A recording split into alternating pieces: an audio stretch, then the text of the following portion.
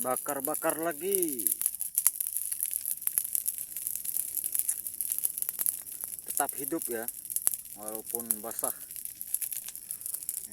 Basah ini daunnya guys.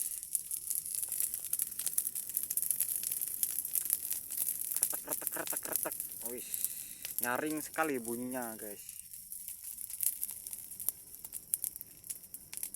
Ini keadaan basah ya.